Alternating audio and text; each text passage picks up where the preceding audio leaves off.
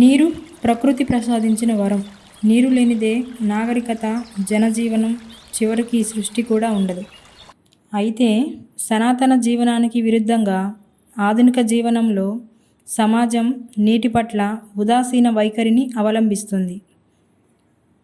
నదులు, సముద్రాలు, మహాసముద్రాలు కూడా దుర్వినియోగం చేయబడుతున్నాయి.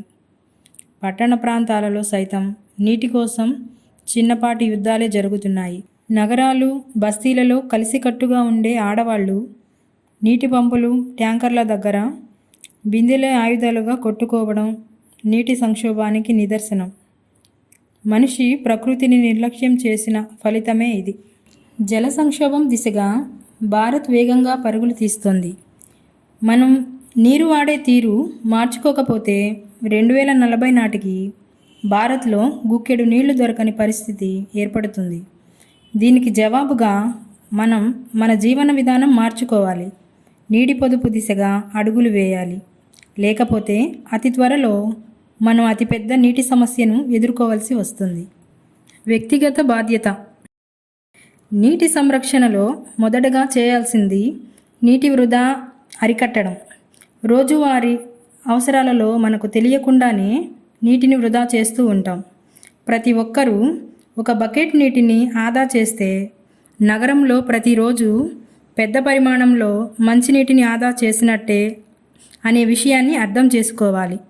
మనం కూరగాయలు కడగడానికి లీటర్ వాటర్ సరిపోతుంది, కానీ ఈ పనికి 19 లీటర్ల నీరు వృధా అవుతుంది.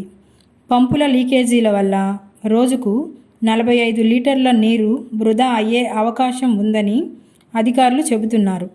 వ్యవసాయంలో నీటి వినియోగం. పంట భూముల్లో అవసరానికి మించి పంపులతో నీరుని వదిలే విధానానికి స్వస్తి పలకాలి.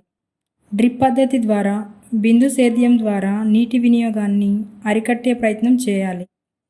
పొలాల్లో చిన్న చిన్న నీటి గుంటలను ఏర్పాటు చేసుకోవడం ద్వారా వర్షపు నీటిని నిల్వ చేసుకోవచ్చు.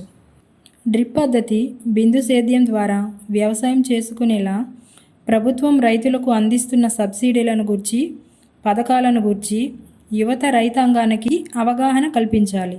పారిశ్రామిక రంగంలో నీటి వినియోగం. పారిశ్రామిక రంగంలో నీటిని అవసరానికి మించి ఉపయోగిస్తున్నారు. ఈ పరిశ్రమల నుండి వెలువడే వ్యర్థమైన నీరు జలాశయాలలో కలవడం వలన నీరు కలుషితం అవుతుంది. చివరగా నీటి వనరుల పర్యవేక్షణలో మనం తీసుకోవలసిన బాధ్యతలు. చెట్ల పెంపకం కార్యక్రమంపై మనం దృష్టి సారించాలి. బీడు బావులను, జలాశయాలను పునరుద్ధరించేలా చర్యలు చేపట్టడం, ప్రతి వర్షపు చుక్కను ఒడిసి పట్టుకునేలా భూగర్భ జలాలను పెంచుకునేలా సాధ్యమైన చర్యలన్నింటినీ చేపట్టడం వంటి కార్యక్రమాల ద్వారా మనం నీటిని సంరక్షించుకోవచ్చు. నీటి సంరక్షణ అనేది ప్రతి ఒక్కరి బాధ్యత. అనవసరంగా నీటిని వృధా చేయకండి. Thanks for watching. For more interesting videos, please subscribe to this channel.